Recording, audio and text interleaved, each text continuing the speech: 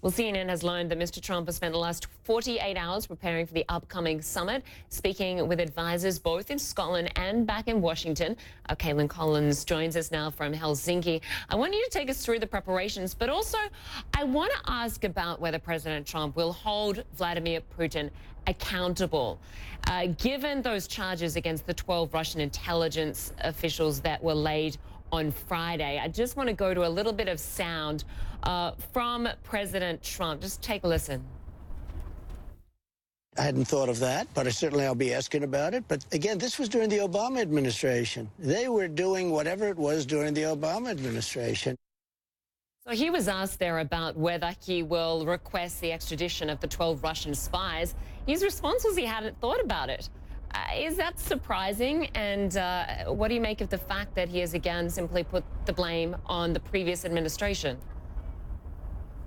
Well, it is surprising, Linda, and it's not likely that would happen even if the president did ask it. But people do believe that if he did ask, it would at least signal that he is taking this very seriously. Instead, we're seeing quite the opposite from the president. He has not issued a critical statement about those indictments since they were announced 2 days ago. Instead, his most critical statements and responses to that has only been critical of the Obama administration, noting that it happened when they were in office, not when he was in office. Instead, nothing about those 12 Russian intelligence officers who had attacked an American election, and instead the president is putting the focus on Obama. Now, he has spent the last 2 days at his golf course in Scotland preparing for this, meeting with his aides and advisors, going over the upcoming preparations ahead of this summit. But still, we have not seen anything from the president about Vladimir Putin himself or these Russian officials, which is concerning to not just the president's critics, but a lot of experts back in Washington as well, who fear that when the president sits down with Putin here on Monday in Helsinki,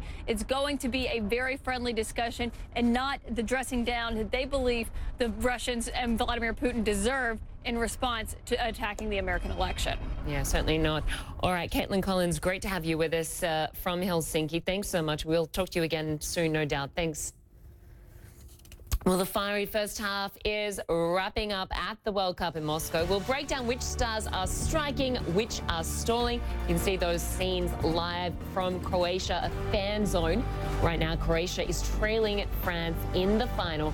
The score 2-1.